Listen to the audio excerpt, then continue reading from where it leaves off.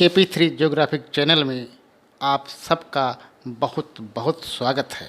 आइए आज हम लोग मानव भूगोल के मूल सिद्धांत की पुस्तक के 10वें अध्याय ह्यूमन सेटलमेंट या कह लीजिए मानव बस्ती का अध्ययन करते हैं।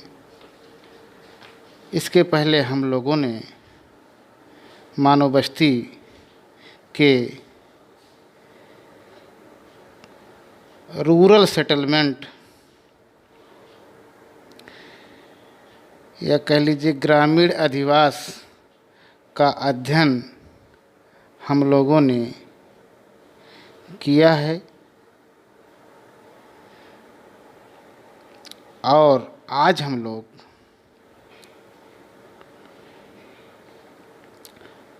लोग इसके आगे अर्बन सेटलमेंट या कह लीजिए नगरीय बस्ती का अध्ययन हम लोग करेंगे। तो आइए हम लोग नगरीय बस्ती के बारे में ये वीडियो शुरू करते हैं।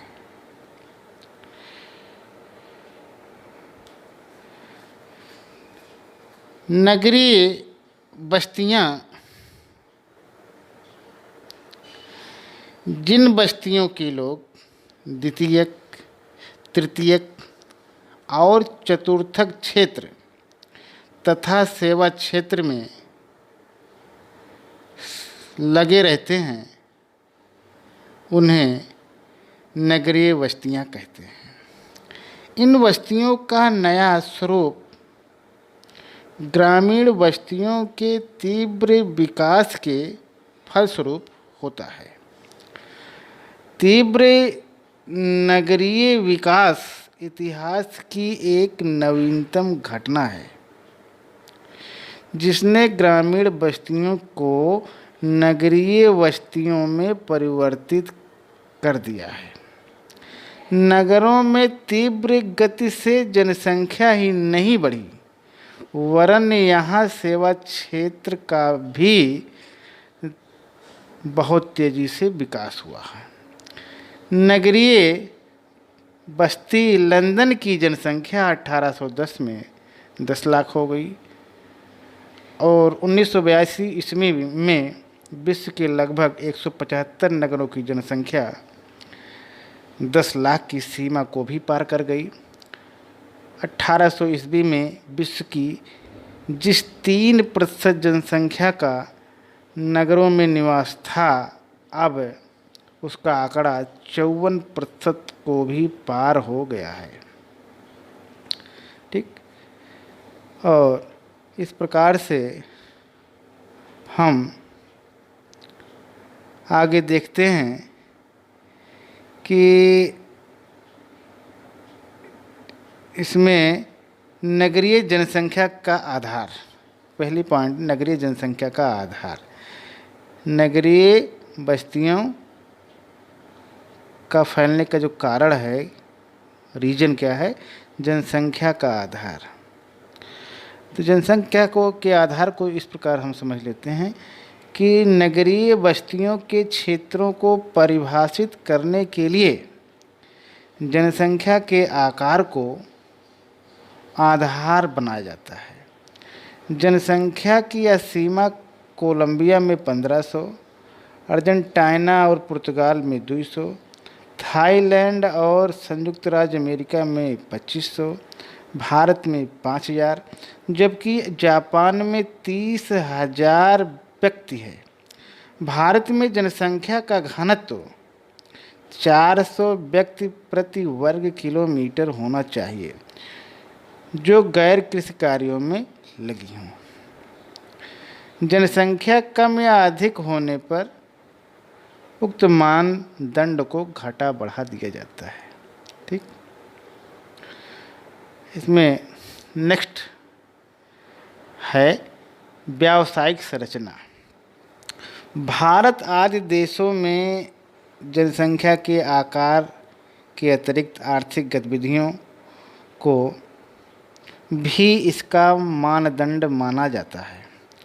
इटली में उस बस्ती को नगरीय बस्ती कहा जाता है जिसकी जनसंख्या का 50% भाग गैर कृषि कार्यों में लगा हो। भारत में इसे 75% रखा गया है। नेक्स्ट है प्रशासन, एडमिनिस्ट्रेशन। कुछ देश ऐसे हैं जहां प्रशासनिक ढांचे को नगरीय बस्ती के लिए मानदंड रखा गया है। भारत में किसी भी आकार की उस बस्ती को नगरीय बस्ती माना जाता है जहां नगरपालिका, छावनी बोर्ड या अन्य अधिकृत निकाय संस्था हों। ब्राज़ील तथा बोलीविया में कोई भी प्रशासनिक केंद्र नगरीय बस्ती का आधार बन जाता है। आगे है स्थिति। नगरीय बस्तियों के विकास और मानदंड ने स्थिति बड़ी महत्वपूर्ण भूमिका निभाती है। पर्यटन बस्ती के लिए उत्तम जलवायु तथा सुंदर दृश्यावली की स्थिति, औद्योगिक नगर के लिए पत्तन की स्थिति तथा परिवहन और ऊर्जा के स्रोत, कच्चे मालों की सुलभता की स्थिति होनी चाहिए। ठीक, फिर आगे है नगरीय बस्तियों के कार्य में हम देखते हैं कि नगरीय बस्तियां द्वितीय, तृतीयक एवं चतुर्थक क्रियाकलापों से जुड़ी होती हैं और जिसमें वर्तमान में सूचना संचार प्रौद्योगिकी का विकास हो जाने से इन बस्तियों के कार्य द्विगुणित हो गए हैं। नगर क्षेत्र प्राचीन काल से ही प्रशासन, व्यापार, उद्योग, सुरक्षा एवं धार्मिक महत्व के केंद्र रहे हैं। वर्तमान समय में सुरक्षा और संचार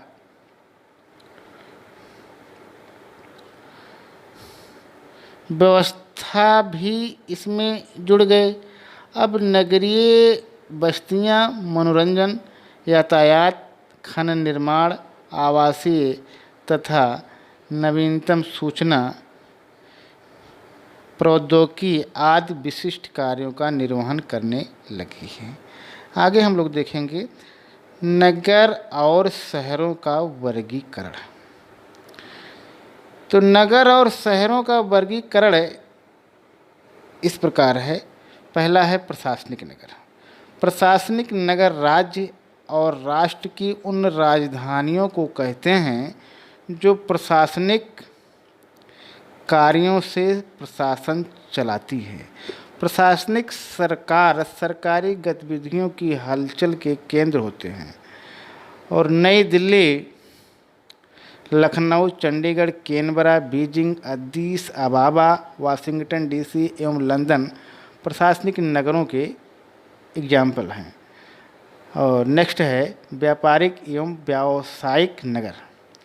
व्यापारिक मंडियाँ, बैंकिंग तथा परिवहन के केंद्र व्यापारिक एवं व्यावसायिक नगर कहलाते हैं। Frankfurt, Amsterdam, Manchester, Lahore, Baghdad तथा सूरत, लुधियाना ऐसे व्यापारिक और व्यावसायिक नगर हैं।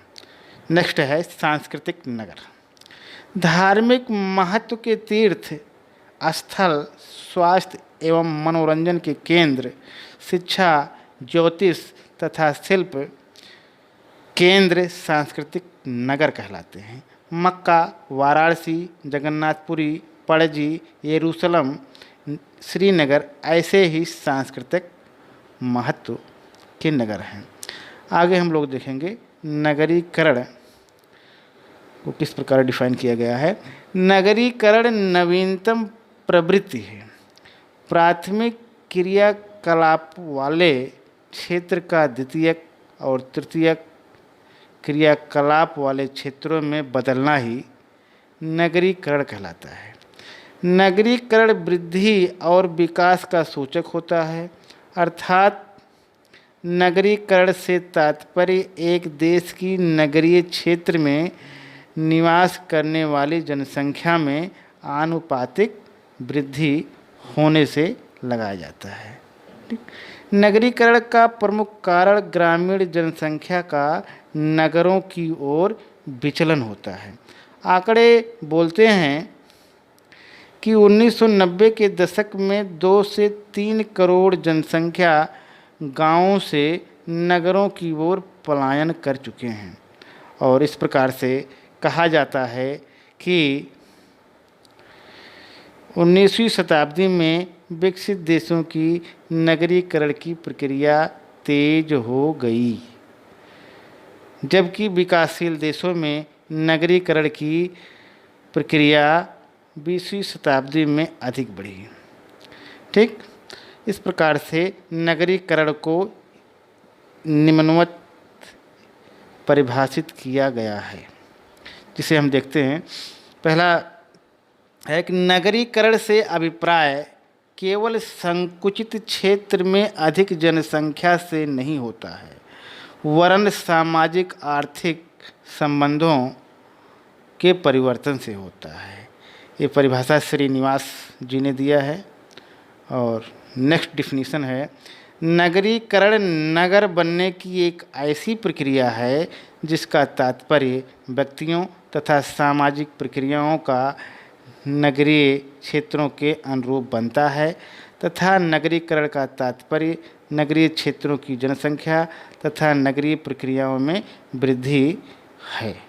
ठीक, और आगे हम लोग देखेंगे डेविस महोदय के अनुसार जब संपूर्ण विश्व नगरीकृत हो जाएगा, जैसा कि आज की स्थिति से विदित होता है, तब मानव समाज को निश्चित रूप से प्रमुख परिवर्तनों को स्वीकार करना होगा। विभिन्न देशों में आज आधे से अधिक जनसंख्या नगरीय स्थानों पर रह रही है। नगरीकरण की प्रमुख समस्याएं देखते हैं। इसमें नगरीकरण जहां औद्योगिकरण तथा आर्थिक प्रगति का प्रतीक है, वहीं यह अनेक समस्याओं का भी जनक है। नगरीकरण के कारण उत्पन्न समस्याएं इस प्रकार हैं। पहला है नगरों के आकार में वृद्धि। नगरीकरण की प्रक्रिया के फलस्वरूप नगरों के आकार आश्चर्यजनक रूप से बढ़ गया है। नगरों में बढ़ती जनसंख्या को बसाने के लिए आवास बनाए गए हैं, जिससे नगरों के आकार तीव्र गति से बढ़े। नगरों के आकार के बढ़ने से निम्न समस्याओं का जन्म हुआ है।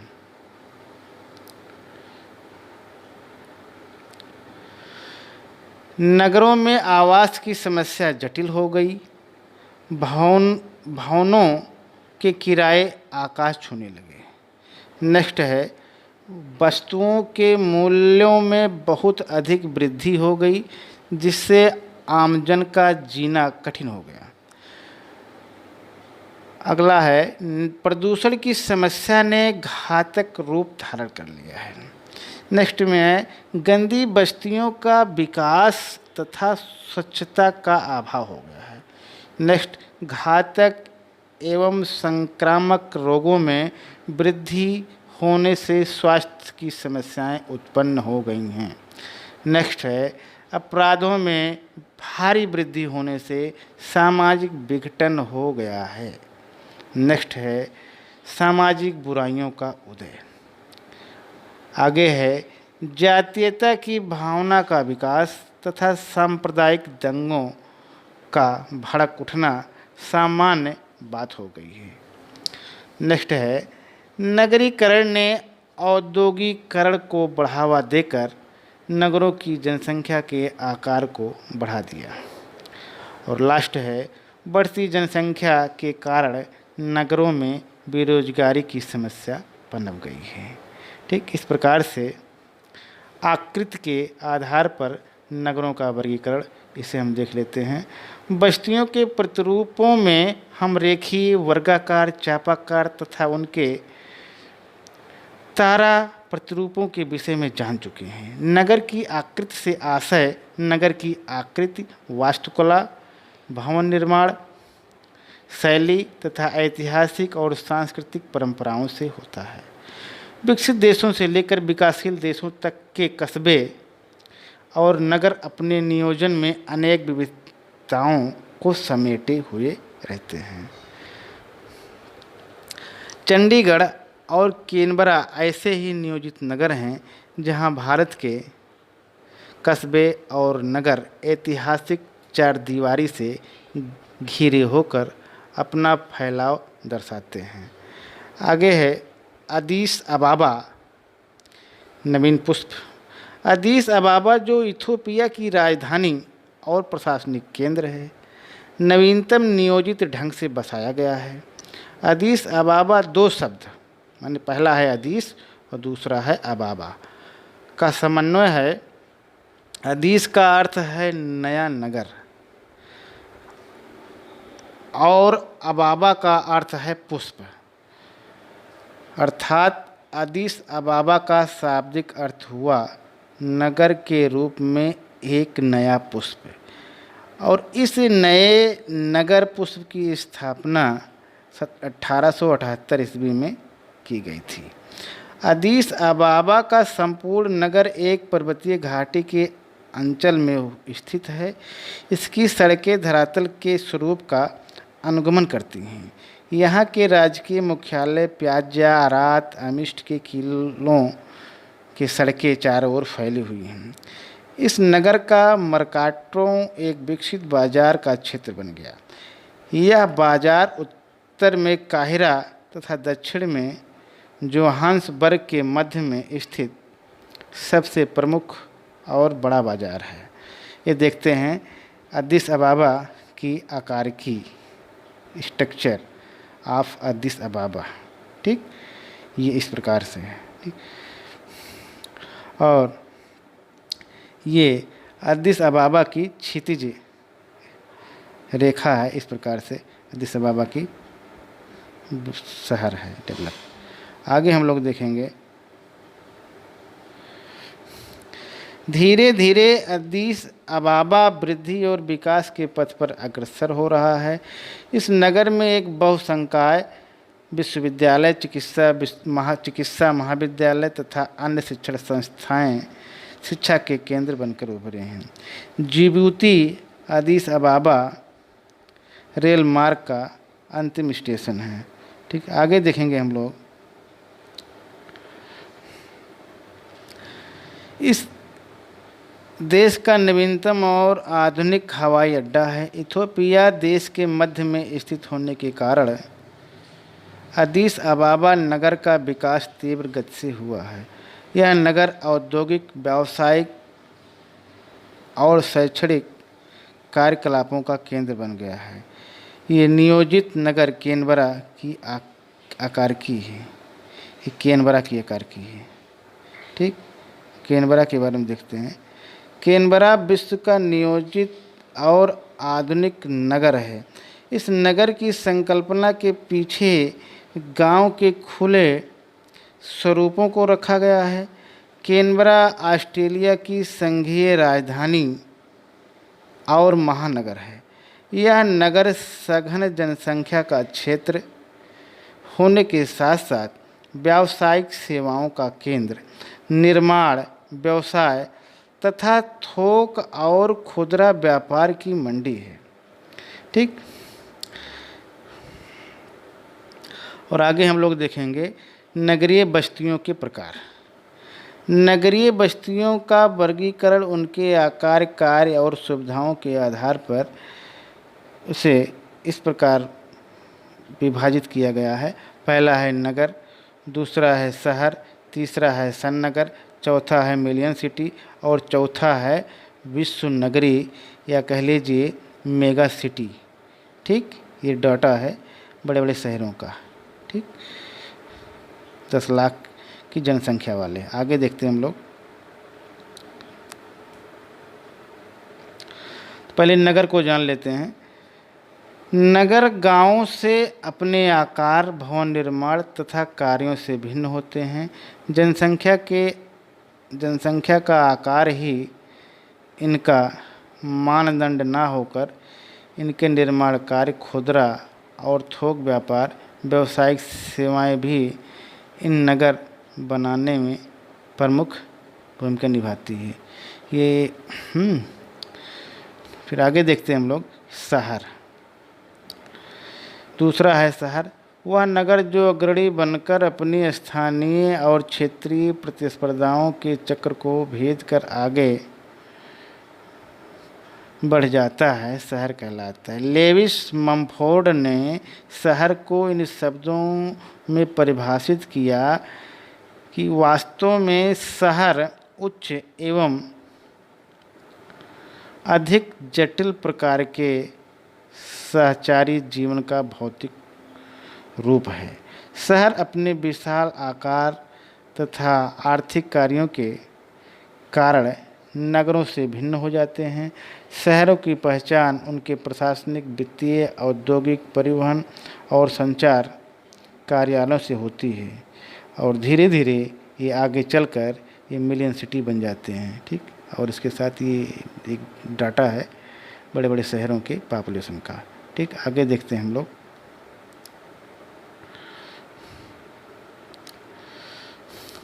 आगे है सन नगर। सन नगर शब्द का प्रथम बार प्रयोग करने का श्रेय पैट्रिक गिडीज को दिया जाता है। उन्होंने सबसे पहले 1915 में सन नगर शब्द का प्रयोग किया था। सन नगर धीरे धीरे विकसित होता है, अतः सन नगर वह विशाल नगरीय क्षेत्र होता है जो अलग अलग नगरों या शहरों के परस्पर मिल जाने से अस्तित्व में आता है। ठीक, फिर आगे हम लोग देखेंगे। चौथा है मिलियन सिटी। 10 लाख से अधिक जनसंख्या वाले नगरों को मिलियन सिटी कहा जाता है। विश्व में मिलियन सिटी की संख्या में निरंतर वृद्धि हो रही है। 1800 ईस्वी में लंदन पहला मिलियन सिटी बना, 1850 में पेरिस, 1860 में न्यूयॉर्क मिलियन सिटी बना। 1950 ईस्वी में विश्व में 80 नगर मिलियन सिटी की श्रेणी में आ गए। और आगे देखते हैं हम लोग। अगला है विश्व नगरी। विश्व नगरी शब्द यूनानी भाषा के मेगापोलिस शब्द से बना है, जिसका शाब्दिक अर्थ होता है विशाल नगर या विश्व नगरी। मेगापोलिस शब्द का सबसे पहले प्रयोग 1857 में जीन गॉटमैन ने किया। मेगापोलिस या विश्व नगरी वह बड़ा और महान क्षेत्र होता है जिसमें अनेक सन नगरों का समूह पाया जाता है। विश्व नगरी का सबसे बड़ा उदाहरण संयुक्त राज्य अमेरिका में है, जहां बोस्टन से दक्षिण में वाशिंगटन तक नगरीय भूदृश्य के रूप में विश्व नगरी की झलक दिखाई पड़ती है। ठीक, आगे हम लोग मेगा सिटी का वितरण में देखते हैं कि एक मेगा सिटी वह नगर क्षेत्र है जिसकी जनसंख्या 1 करोड़ से अधिक है। इसमें अनेक नगर, उपनगर और सन नगर सम्मिलित होते हैं। विश्व में सबसे पहले मेगा सिटी बनने का श्रेय न्यूयॉर्क को प्राप्त हुआ। 1950 में इस मेगा सिटी की जनसंख्या 1 करोड़ 25 लाख का आंकड़ा पार कर चुकी थी। वर्तमान समय में विश्व में कुल 25 मेगा सिटी है और सबसे चौंकाने वाली बात यह है कि गत दशकों में विकसित देशों की अपेक्षा विकासशील देशों ने अधिक मेगा सिटी दिए हैं। ठीक, फिर आगे है विकासशील देशों में मानव बस्तियों की समस्याएं। विकासशील देशों में मानव बस्तियों की समस्याएं इस प्रकार हैं। वर्तमान युग में बढ़ती जनसंख्या ने कुकुरमुत्ते की भांति मानव बस्तियों का विकास कर दिया है। गैर नियोजित ढंग से बसी ये बस्तियां जनसंख्या का आकार बढ़ जाने से इसमें कई समस्याएं उत्पन्न हुई हैं। वो समस्याएं इस प्रकार है। पहला है पीने योग्य जल की उपलब्धता। सेकंड है विद्युत आपूर्ति। तीसरा है मल निकास की व्यवस्था। और चौथा है परिवहन एवं संचार की सुविधाएं। और पांचवा नंबर है स्वास्थ्य एवं शिक्षा की अवसंरचना। और छठा है जल व वायु प्रदूषण। ठीक, इस प्रकार से हम नगरीय बस्तियों की समस्याएं को इस प्रकार समझ लेते हैं। ग्रामीण बस्तियों की अपेक्षा नगरीय बस्तियां समस्याओं से शीघ्र ही ग्रसित हो जाती हैं। यद्यपि जन सुविधाओं के उपभोग के आकर्षण में व्यक्ति नगरीय बस्तियों में जाकर बसता है, किंतु वहाँ उत्पन्न होने वाली अनेक समस्याएं शीघ्र ही उसका भ्रम दूर कर देती हैं। यह समस्या विकासशील देशों में अधिक होती हैं, क्योंकि यहाँ अधिकांश नगर गैर नियोजित ढंग से बसे हैं। भारत के अधिकांश मिलियन सिटी में 25% लोग अवैध बस्तियों में रहते हैं। आगे देखते हैं हम लोग। एक स्वस्थ शहर की संकल्पना नगरों में बढ़ती समस्याएं, इसे मुख उठाते अपराध, चारों ओर फैलते प्रदूषण के कारण अब स्वस्थ शहर नियोजित करने की संकल्पना बल पकड़ती जा रही है। विश्व स्वास्थ्य संगठन या WHO इसको इस प्रकार वर्ल्ड हेल्थ ऑर्गेनाइजेशन भी कहते हैं के अनुसार एक स्वस्थ शहर की संकल्पना में निम्नलिखित सुविधाएं इस प्रकार जुड़ी होनी चाहिए। पहला है स्वच्छ एवं सुरक्षित वातावरण, माने ऐसा शहर जो कि स्वस्थ हो, जो स्वच्छ और सुरक्षित वातावरण हो। दूसरा है सभी निवासियों को आधारभूत आवश्यकताओं की पूर्ति। शहर में रहने वाले सभी व्यक्तियों की आवश्यकताओं की पूर्ति होनी चाहिए। और नेक्स्ट पॉइंट है स्थानीय सरकार में समुदाय की सुनिश्चित भागीदारी। स्थानीय सरकार में समुदाय की सुनिश्चित भागीदारी होनी चाहिए।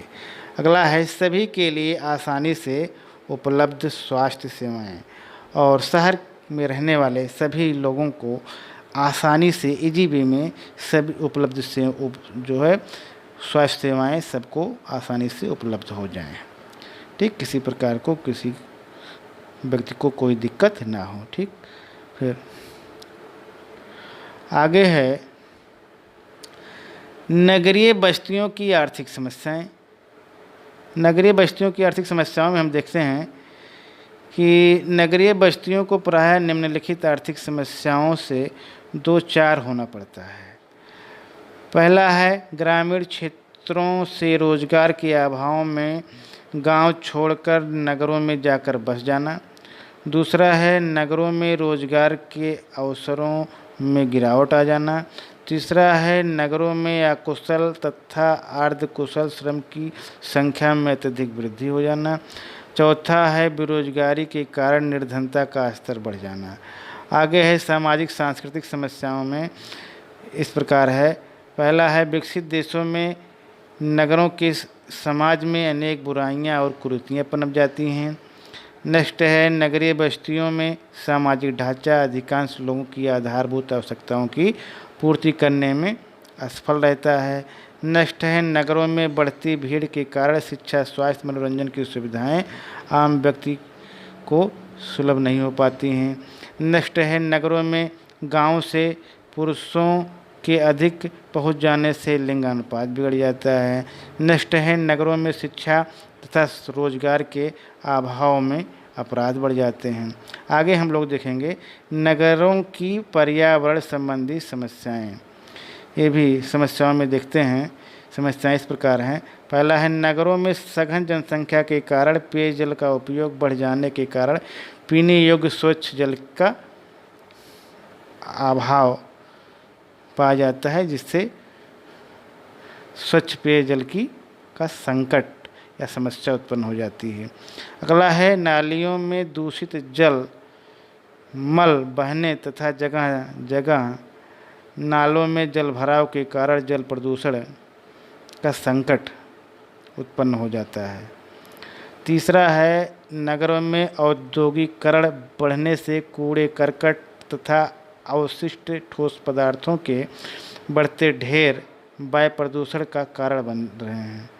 और नेक्स्ट है, नगरों में दूषित जल मल का उचित ढंग से निस्तारण न होने से उफनते सीवर प्रदूषण और दुर्गंध वाहक बने हुए हैं। नेक्स्ट है, जनसंख्या को आवास प्रदान करने के लिए बनते ढांचे उसमें द्वीप बनाने में लगे हैं, अतः पर्यावरण उष्ण तथा शुष्क बनता जा रहा है। नेक्स्ट है, बढ़ती जनसंख्या और घटते आवास लोगों को स्वच्छ और दम घोंटू मकानों में रहने के लिए विवश करते हैं। नेक्स्ट है, नालों और नालियों में ठहरे जल में मक्खी मच्छर उत्पन्न होकर रोग फैलाकर पर्यावरण संबंधी समस्याएं बढ़ा रहे हैं। नेक्स्ट है, नगरों में बढ़ते परिवहन के साधनों के शोर तथा धुएं के साथ गृहों में ईंधन जलाने से निकले धुएं ने पर्यावरण को दूषित और विषाक्त बना दिया है। नेक्स्ट है, नगरों में आवास के लिए कटते वृक्षों ने नगरों की वायुमंडल में कार्बन तथा कार्बन डाइऑक्साइड गैस बढ़ाकर ग्रीन हाउस प्रभाव को बढ़ा दिया है।